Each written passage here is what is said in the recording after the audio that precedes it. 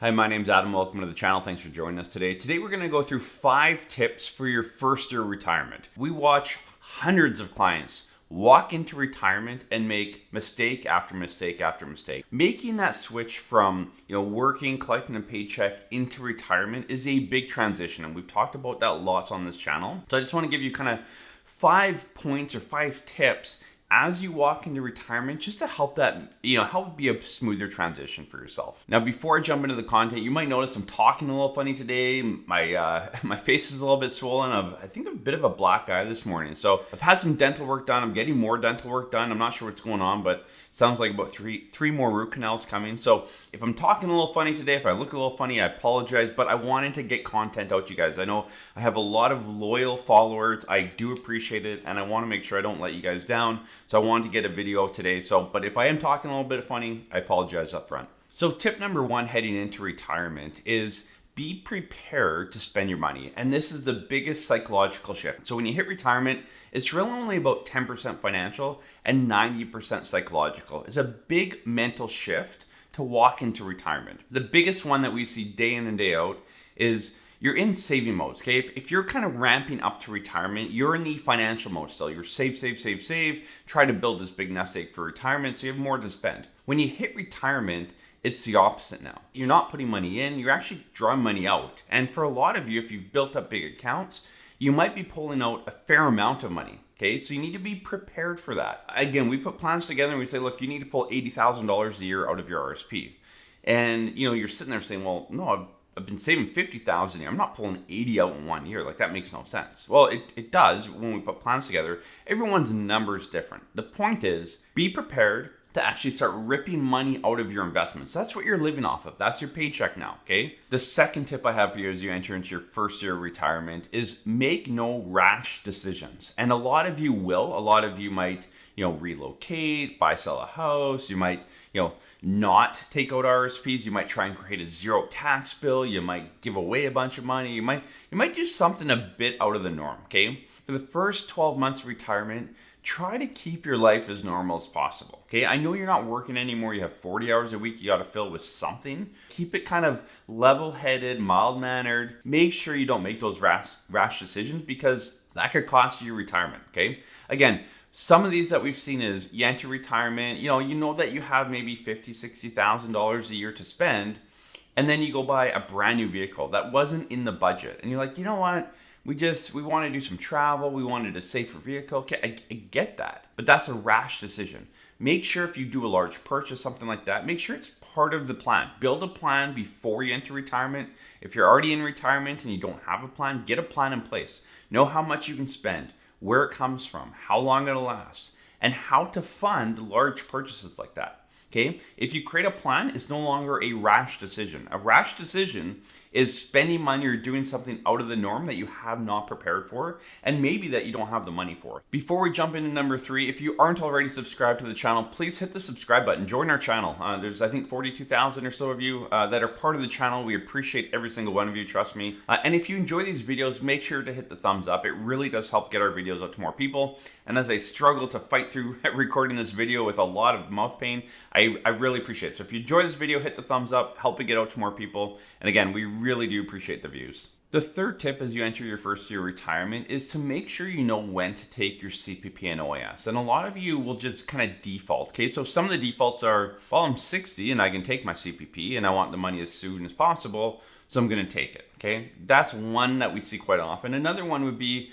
if you have a pension plan with a bridge benefit. A lot of you, once your bridge benefit ends at 65, you by default will start your CPP. And then a lot of you just say, I'm retired, I'm starting both, right? Obviously, you have to wait till 65 to start your OAS.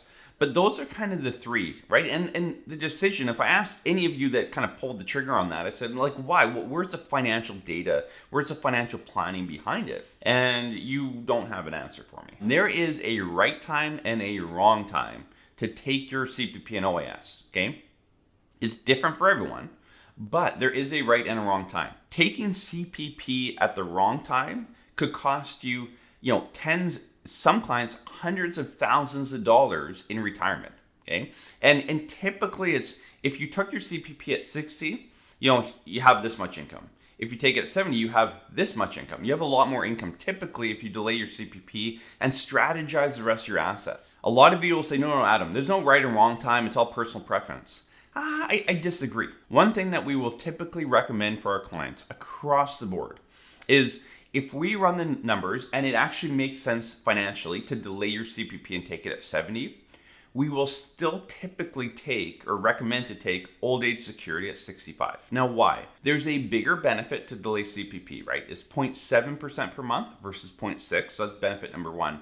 But it's not actually a financial decision. It's a psychological decision. When you hit retirement, you've paid the government so much money in taxes and you paid into your CPP and all that. But a lot of you, if we say, look, delay both till 70, you'll trigger both earlier. So, having that OAS start at 65 is a checkbox, right? It's a psychological checkbox of I'm collecting a paycheck from the government. So that's a tip that we will roll out with most of our clients. We don't usually share those kind of tips on this channel, but there you go. There's a little bit of a nugget. Hit that psychological checkbox because again, retirement is massively psychological. Taking your OAS at 65, getting that government paycheck, but delaying that CPP, you're hitting the psychological checkbox and the financial one as well. So there's a good tip for you. If you're not sure how to do it, that may work well for you.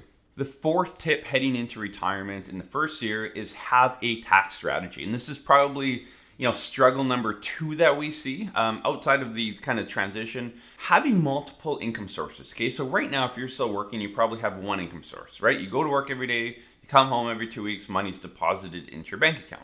Taxes withheld, but you have one source of income and taxes withheld on that one source of income. So when it comes to tax time, you will typically, have paid roughly the right amount of tax. Okay, if you work for one employer and they take your tax off at tax time, you're not going to get a massive refund or you're not going to owe a massive amount unless there was some extra thing in there, right? You might get a big refund if you had a lot of donations or RSP deposits or something like that, but you'll probably have paid the right amount of tax. Fast forward to retirement, you have CPP, OAS, a pension plan, an RSP, a non-registered account. You have all these income sources, maybe some rental income, okay? You have all these different income sources, and trust me, they're not taking enough tax off, okay?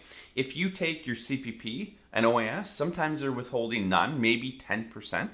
With your RSP, again, when you convert to a RIF, the minimum amount on a RIF, there's no withholding tax. So if you're only taking out the minimum, you're definitely not paying enough. But even if you're taking above and beyond the minimum, you're only taxed on the amount above the minimum, okay?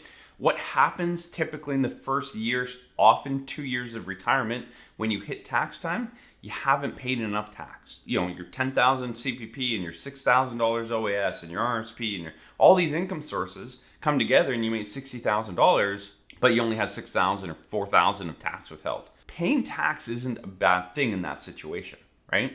There's obviously tax strategy to minimize tax, but paying tax isn't a bad thing. You haven't paid enough throughout the year. But if you have a plan in place, a tax plan, and look, these are all my income sources. This is how much tax I'm going to have to pay. Here's how much withholding. I know I'm going to have a $2,000, $5,000, whatever it is, tax bill.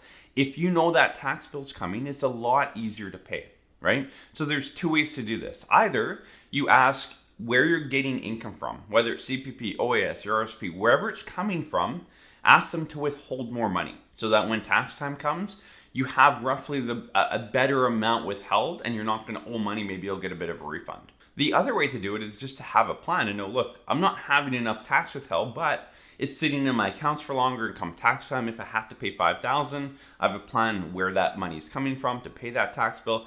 I'm prepared for it, okay? There's no right or wrong answer here, but either if you're the type that doesn't like to owe money at tax time because mentally that just throws you off, have more money withheld at source, okay? So when you pull money from your RIF, ask your financial advisor or investment person, whoever's dealing with that, to withhold more money, withhold more taxes. CPP and OAS, make sure you're having money withheld there as well. If you have a pension plan, you can request more money withheld there as well, okay? Have more money withheld at source so that come tax time, you don't have a big tax bill. And the fifth and final tip is don't do any large financial transactions in the first 12 months of retirement. Now, I talked about kind of rash decisions earlier. This kind of ties in, it's a little bit different, okay? Don't downsize your house in the first 12 months. A lot of you, when you hit retirement, you want to downsize, which is a great thing. You can put a lot of money back in your pocket and help fund your retirement. But the problem is, don't do it in the first 12 months. There's too much transition. And a lot of the times we see, if you are married, husband and wife or couples, you're retiring around the same time. So not only are you going from, waking up, going to work, both of you, and then coming home and now you're both home and you're doing this a bit more. And now you're trying to do a big financial transaction, which causes stress. There's way too much going on at once. Again, there's a big transition. You have 40 hours a week you got to fill. You're going to start going loopy. You're going to start how do I fill this time? What do I do? You need to kind of create structure around your personal life first, and then make that big financial transition. For some of you, it may not be changing your principal residence. It might be buying a cottage or selling a rental property. If you have rental properties, it probably means you're going to sell your rental properties in the first 1 to 5 years. Try and wait at least 12 months before you sell that first rental property. Just again, to get a bit of flow to your world as retired, get a handle on your finances, on the cash flow, all that, and then you can start liquidating those rental properties. So again, whether it's a rental property, your principal residence, a cottage, any large financial purchase, try and wait the 12 months to get some structure behind your retirement plan. So there you have it, 5 tips heading into retirement. Hopefully you can implement 1, hopefully 5 of these, but take at least 1 of these as you enter into retirement. If you're already early in retirement, leave a comment below. Let us know, do any of these kind of line up with what you struggle with? Did you struggle with them? How did you get through it? We always love to hear comments from you guys, and especially kind of feedback.